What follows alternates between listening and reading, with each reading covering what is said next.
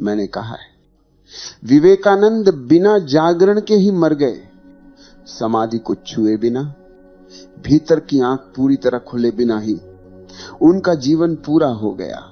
ये बात तुम्हें बहुत कड़वी लगेगी, क्योंकि तुमने उन्हें बचपन से महापुरुष जागृत सिद्ध सुन रखा है।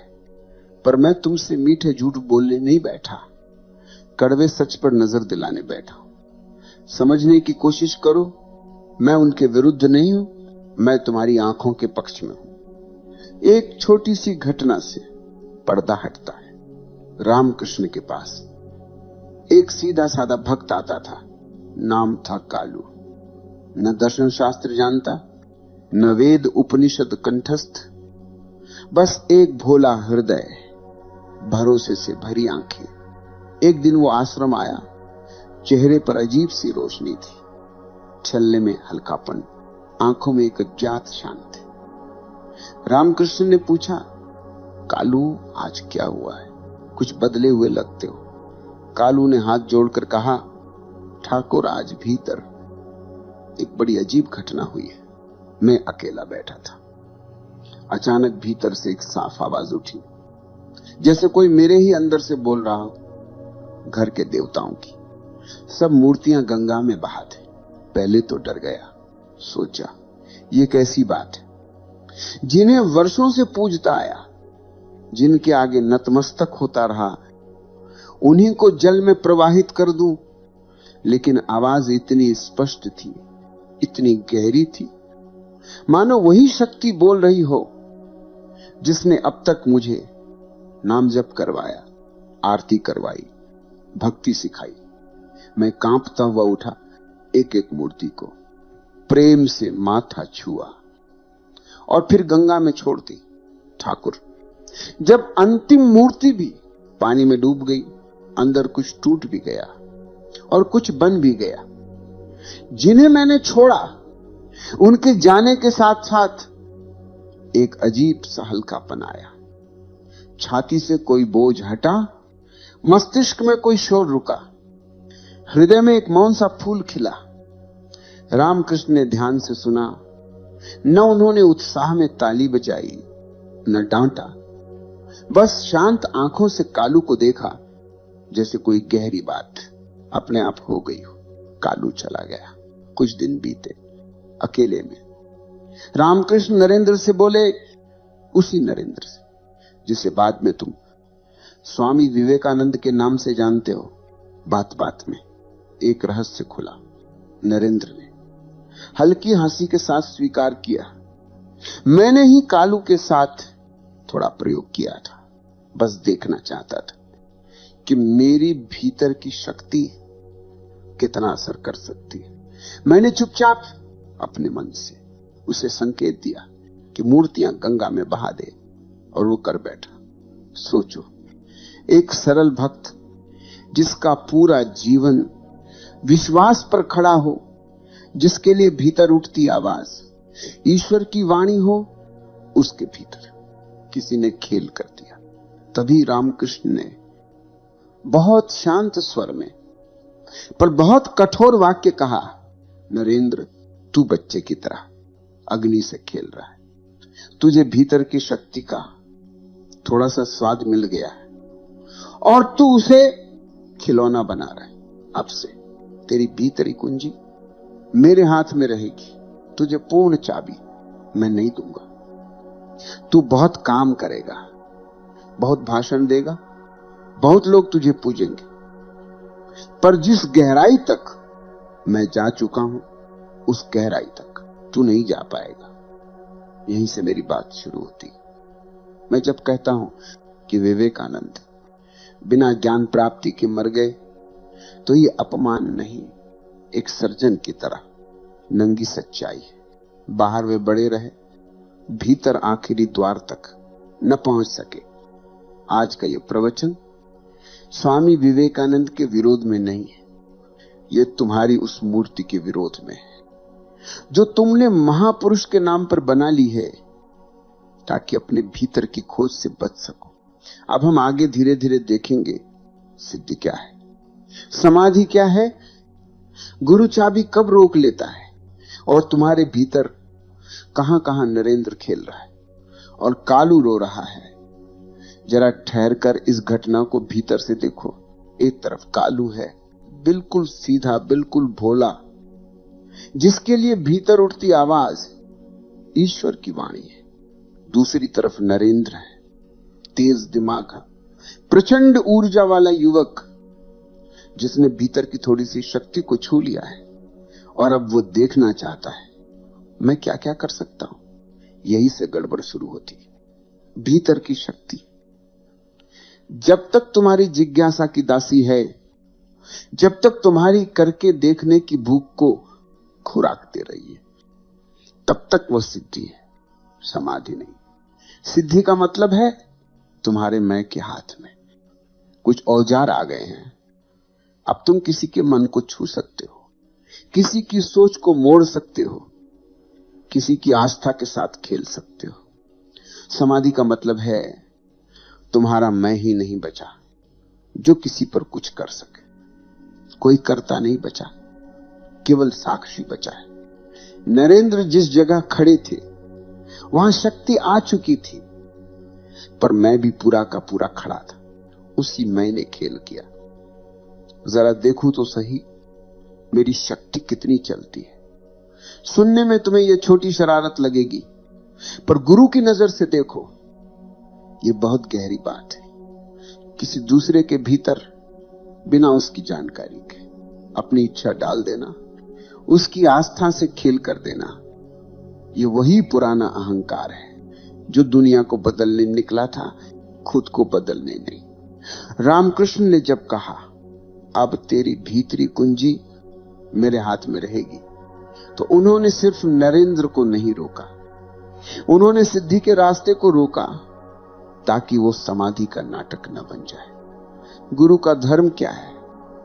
गुरु ये देखने में नहीं लगा कि नरेंद्र कितने विद्वान हैं, कितने भाषण दे सकते, कितने देशों में नाम होगा, कितने लोग जय जयकार करेंगे। ये सब तो भीड़ देखती है। गुरु ये देखता है भीतर मैं कितना बचा है, भीतर खेल कितना बचा है, भीतर दूसरों पर प्रभाव डालने, दूसरों को बदलने की भूख कितनी बाकी है। जहां तक ये भूख है वहां तक वो तुम्हें थोड़ी बहुत शक्ति देखने देगा, पर पूरी चाबी नहीं देगा।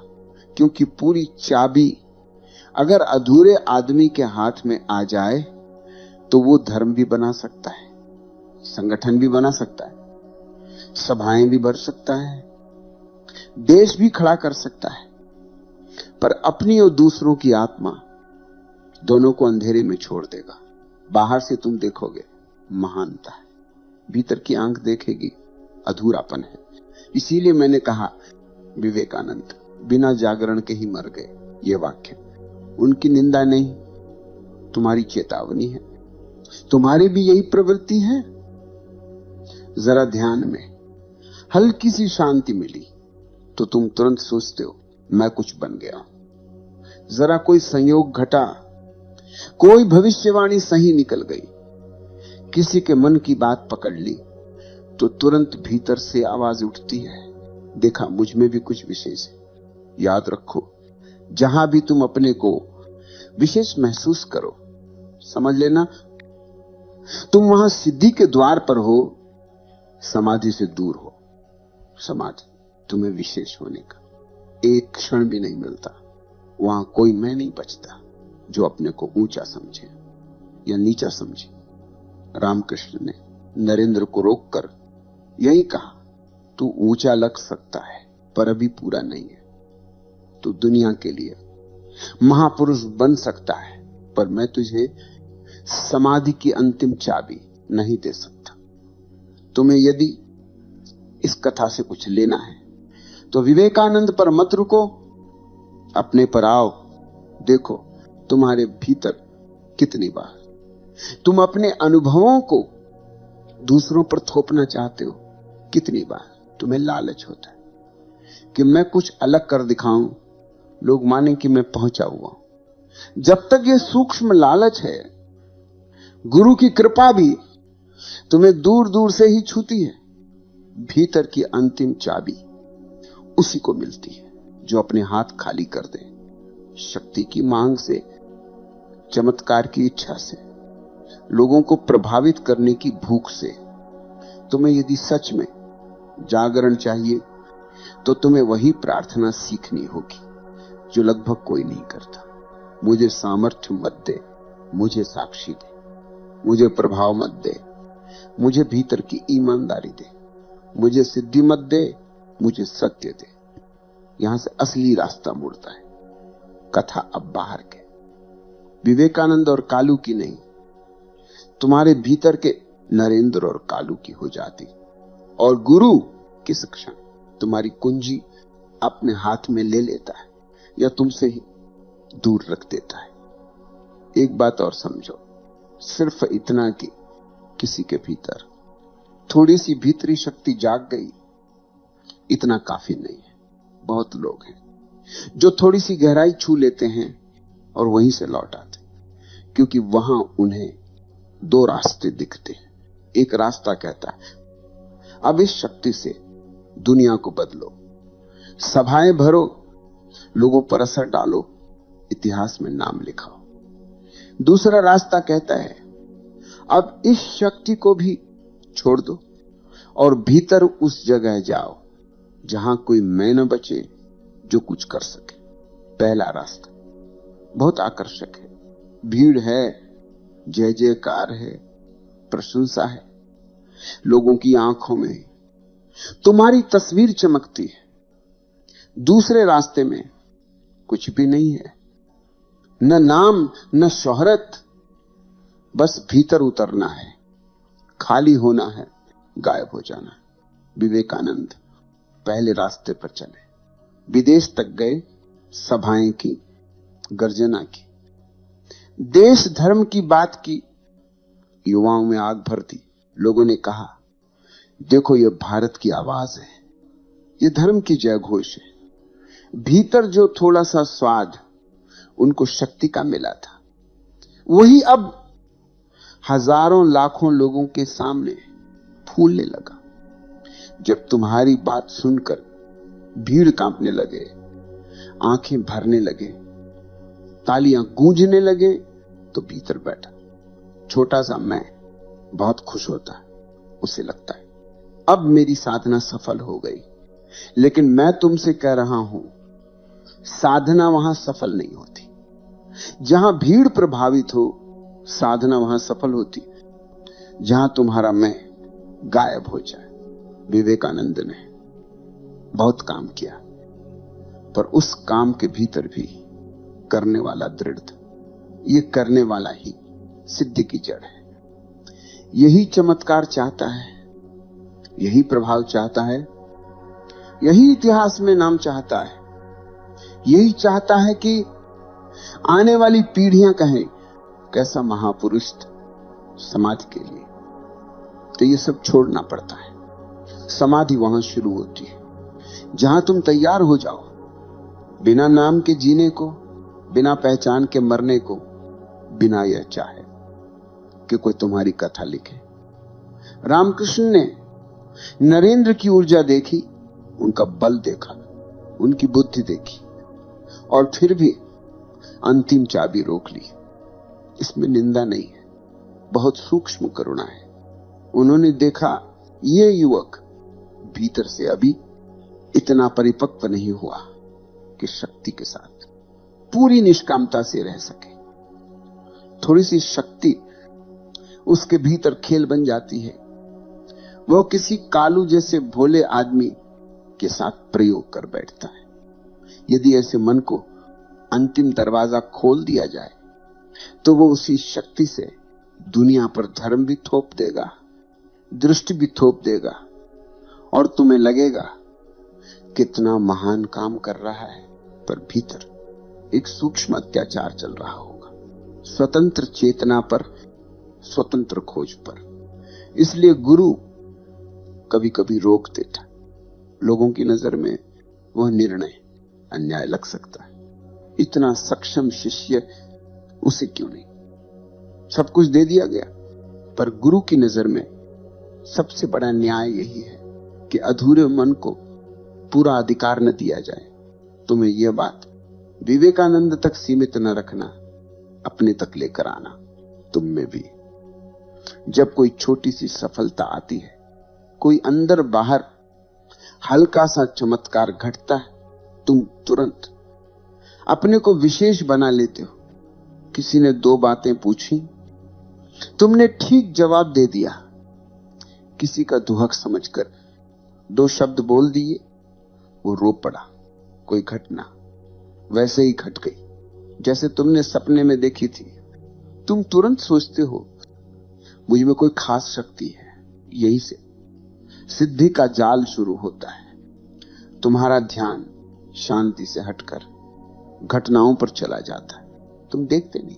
क्या तुम कम हिंसक हुए, कम स्वार्थी हुए, कम झूठे हुए? तुम ये देखने लगते हो लोग तुम्हें कितना बड़ा समझ रहे हैं, तुम्हारी बात से कितना प्रभावित हो रहे हैं। ये वही मार्ग है जिससे विवेकानंद गुजरे।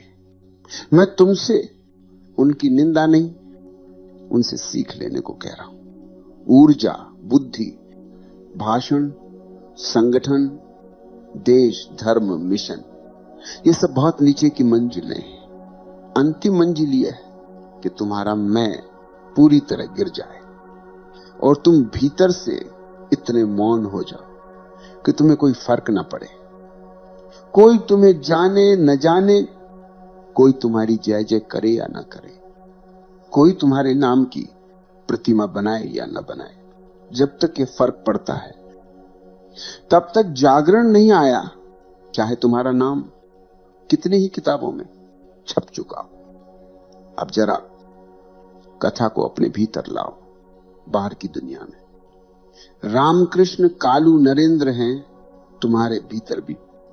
3 पात्र हैं। एक तुम्हारा सरल हिस्सा है जो प्रेम करना चाहता है, जिसे किसी पर भरोसा करने की तड़प है, जो किसी गुरु, किसी परमात्मा, किसी सत्य के सामने पूरी तरह झुक जाना चाहता है। दूसरा तुम्हारा चतुर हिस्सा है जो गणना करता है, जो हर समय सोचता है कि मैं क्या पा सकता हूं, किससे क्या लाभ होगा, कहां मेरा फायदा है। तीसरा भीतर गुप्त दर्शक भी है जो सब देख रहा है, पर अभी तक तुमने उसे अपना स्वरूप मानने की हिम्मत नहीं की। तुम्हारे भीतर का सरल हिस्सा कभी कभी ध्यान में, प्रेम में, किसी प्रार्थना में पिघल जाता है और उसी समय तुम्हारा चतुर हिस्सा पीछे से फुसफुसाता है, अच्छा है, अब इससे कुछ फायदा उठाएं, इसे दिखाएं, इसे बेचें, इसे प्रयोग करें, इससे अपना मान सम्मान बढ़ाएं। जो नरेंद्र ने कालू के साथ किया, तुम रोज अपने भीतर करते हो।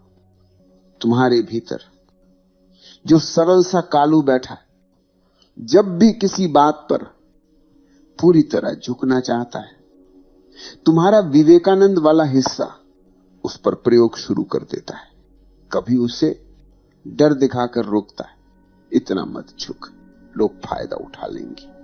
कभी उसे लालच दिखाकर मोड़ देता है, अगर तू इतना भक्ति करेगा तो फलाना वरदान मिल जाएगा। कभी उससे दूसरों के खिलाफ हथियार बना लेता। देख तू कितनी पूजा करता है, दूसरे कितने ढीले हैं। तुम स्वयं अपनी ही आस्था से खेलते हो। तुम स्वयं अपने भीतर उठती सच्ची प्यास को सिद्धि, वरदान, फायदे की भाषा में बदल देते हो। फिर तुम कहते हो गुरु मेरी चाबी क्यों नहीं खोलते, जीवन में पूरा विस्फोट क्यों नहीं आता, मैं पूरा क्यों नहीं टूटता तोड़ने के लिए। जितनी ईमानदारी चाहिए उतनी तुमने जुटाई ही नहीं। तुम्हें डर है कि कहीं सचमुच तुम्हारा मैं टूट न जाए। तुम चाहते तो हो कि भगवान मिले, पर यह भी चाहते हो कि तुम बने रहो, मैं और मेरा भगवान। तुम चाहते हो समाधि, पर शर्त ये रखते हो कि मेरा नाम महान साधकों की सूची में जोड़ देना। ऐसे में तुम्हारे ऊपर कितनी भी कृपा बरसे, अंतिम चाबी तुम्हारे हाथ में नहीं आती, क्योंकि अंतिम चाबी तब दी जाती है जब शिष्य कह सके मुझे कुछ नहीं चाहिए, न लोक न परलोक, न सिद्धि न यश। यदि सत्य चाहे तो मुझे पूरी तरह मिटा दे, मैं केवल इतना चाहता हूं कि भ्रांति खत्म हो, मैं सत्य के रास्ते में रुकावट न बनूं।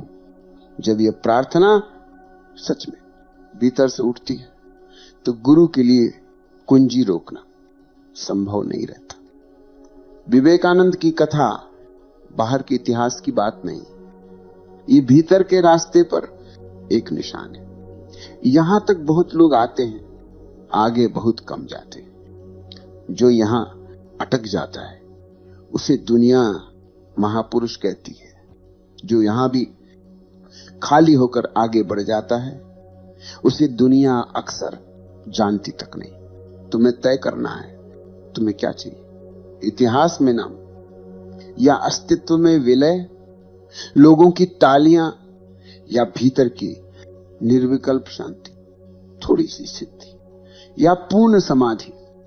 जहां ये प्रश्न सचमुच तुम्हारे भीतर जलने लगेगा, वहीं से तुम्हारे अपने नरेंद्र और कालू के बीच नई बातचीत शुरू होगी। और भीतर बैठा मौन दर्शक थोड़ा थोड़ा तुम्हारी पहचान बनना शुरू करेगा। जरा अब दिशा बदलते हैं। अब तक तुमने कहानी सुनी, कालू, नरेंद्र, रामकृष्ण, सिद्धि, समाधि, शक्ति और चाबी। पर अगर ये सब सुनकर तुम बस इतना कहकर रह जाओ, अच्छा विवेकानंद ऐसे थे, रामकृष्ण ऐसे थे, तो फिर ये प्रवचन भी तुम्हारे लिए एक और कहानी बनकर रह जाएगा। मैं तुम्हें कहानी सुनाने नहीं बैठा, मैं तुम्हें तुम्हारा चेहरा दिखाने बैठा हूं। पहला सवाल तुम्हारे लिए यही है, तुम क्या मांग रहे हो? जब तुम भीतर किसी से प्रार्थना करते हो, जब तुम मौन में बैठते हो, जब तुम किसी अदृश्य सत्ता के आगे हाथ जोड़ते हो, तो तुम्हारे भीतर की सचमुच की मांग क्या है? तुम्हें अगर अपने दिल की तह तक झांकने की ईमानदारी हो तो तुम पाओगे। तुम्हें ज्यादातर सफलता चाहिए, सम्मान चाहिए, संबंध ठीक हो, पैसा बढ़े, बीमारियां कम हो, थोड़ी सी शांति मिल जाए, दुनिया तुम्हें थोड़ा सा खास समझने लगे। बहुत कम लोग हैं जो सच में ये कहते हैं मुझे सत्य दे, चाहे वो मेरे सारे झूठ तोड़ दे, मुझे जागरण दे, चाहे मेरे सारे सपने चूर चूर हो जाए, मुझे साक्षी दे, चाहे मेरा मैं टूटकर गिर जाए। तुम्हारी प्रार्थना यदि शक्ति की है तो तुम्हें कभी कभार शक्ति का स्वाद भी मिलेगा। थोड़ी सी सिद्धि, थोड़ी सी घटना, थोड़ी सी अनुभूति जिसे तुम पकड़कर फिर अपने मैं को माला माल कर लोगे और तुम्हें लगेगा देखो मैं भी विवेकानंद की तरह कुछ कुछ अनुभव कर रहा हूं। पर अगर तुम्हारी प्रार्थना सच में सत्य की हो तो वह तुम्हें तोड़ने आएगी, सजाने नहीं। वो तुम्हारे अहंकार पर वार करेगी, तुम्हारे ज्ञान पर, तुम्हारी धार्मिकता पर, तुम्हारे संकल्पों पर, तुम्हारे मैं हूं के हर रूप पर हमला करेगी। तुम्हारे भीतर जो महापुरुष बनना चाहता है वो अगर बचा रह गया तो तुम चाहे कितनी भी साधना कर लो, अंतिम चाबी तुम्हारे हाथ में नहीं आएगी। तुम्हें अपने भीतर बैठकर ये साफ साफ देखना होगा, मैं ध्यान क्यों करता हूं, क्यों जप करता हूं, क्यों गुरु की तलाश में हूं, क्यों मुझे जागरण का ख्याल आता है? क्या इसीलिए कि मैं थक चुका हूं अपने झूठ से, अपने संघर्ष से, अपने ही बनाए नरक से? या इसीलिए कि मैं थोड़ा और ऊंचा हो जाऊं, थोड़ा और दूसरों से अलग दिखूं, थोड़ा और महान कहलाऊं, जब तक ये दूसरी वजह है तब तक तुम विवेकानंद की ही पंक्ति में खड़े हो। ऊर्जा बहुत, अधूरापन उतना ही। तब तक कोई रामकृष्ण तुम्हारे पास हो भी तो भीतर से कहेगा तेरी कुंजी मैं अपने पास रखूंगा, तू अभी पूरी तरह पिघला नहीं है। पर यदि तुम इतनी ईमानदारी जुटा लो कि तुम भीतर से कह सको मैं अपनी सारी सिद्धि, सारा ज्ञान, सारे अनुभव दांव पर लगाने को तैयार हूं। यदि सत्य चाहे तो मेरे हाथ खाली कर दे, मुझे कुछ न दे, बस मेरी नींद तोड़ दे। तो उसी क्षण तुम्हारे और विवेकानंद के बीच दूरी पैदा हो जाती है और तुम्हारा हाथ रामकृष्ण से जुड़ने लगता है। तुम्हें तय करना है तुम्हारा दिल किस तरफ झुक रहा है। अब अंत की बात सुनो। मैंने कहा विवेकानंद बिना जागरण के मर गए। इस वाक्य से तुम्हें दो तरह से प्रतिक्रिया हो सकती है। एक तो ये कि तुम नाराज हो जाओ, कैसा आदमी है जो हमारे पूज्य पुरुष के बारे में ऐसी बात कहता है। यदि तुम यहीं रुक गए तो तुमने उन्हीं की मूर्ति बना ली जिन्हें तुम समझना चाहते हो। दूसरी संभावना यह है कि तुम भीतर से सोचो, अगर इतना बड़ा आदमी, इतनी ऊर्जा वाला, इतना ज्ञान वाला, इतना नाम वाला, यदि वह भी अधूरा रह सकता है तो मेरा क्या होगा? मेरी साधना किस दिशा में चल रही है? अगर दूसरा सवाल तुम्हारे भीतर जल उठा तो समझ लेना कि यह प्रवचन अपना काम कर गया। फिर विवेकानंद तुम्हारे लिए प्रतिमा नहीं रह जाते, पत्थर नहीं रह जाते, वो तुम्हारे लिए एक चेतावनी चिन्ह बन जाते। यहां तक मत रुक जाना। यहां तक पहुंचकर भीड़ तुम्हें महापुरुष कह देगी, पर गुरु की नजर में तुम अभी भी शिष्य हो। मैं तुमसे विवेकानंद की पूजा छोड़ने को नहीं कह रहा, मैं तुमसे उनकी ऊंचाई के साथ साथ उनका अधूरापन भी देखने को कह रहा हूं। क्योंकि जब तक तुम किसी को पूरी तरह पूर्ण मानते रहोगे, तुम अपनी यात्रा को वही रोक दोगे। तुम कहोगे जो होना था वो तो हो चुका, अब हम बस उनके नाम पर नारा लगाएंगे। नहीं, जागरण किसी एक की विरासत नहीं, समाधि किसी एक जमाने का मोनोपोली नहीं। जिस तरह रामकृष्ण के सामने नरेंद्र खड़े थे, उसी तरह तुम्हारे सामने भी जीवन खड़ा है, तुम्हारी हर चाल देखता हुआ, तुम्हारी हर मांग तौलता हुआ। तुम यदि शक्ति से अधिक सत्य में दिलचस्पी रखो तो तुम्हें भी एक दिन अपनी कुंजी सही हाथों में सौंपनी होगी। उसका तरीका बहुत सरल है पर बहुत कठिन लगता है। कुछ देर अकेले बैठो, आंखें मूंद लो और अंदर से धीरे धीरे एक वाक्य उठने दो। मुझे चमत्कार नहीं चाहिए, मुझे कोई विशेष अनुभव नहीं चाहिए, मुझे इतिहास में नाम नहीं चाहिए। मैं बस इतना चाहता हूं कि जो झूठ में हूं वो साफ दिखाई दे, जो नींद में हूं वो टूट जाए, जो छल में हूं वो तुम्हारी रोशनी में छाया की तरह गिर जाए। शक्ति चाहे देना चाहे न देना, पर साक्षी मत रोकना। इसी प्रार्थना में धीरे धीरे तुम्हारे हाथ से सारी मांगे छूटने लगेंगी।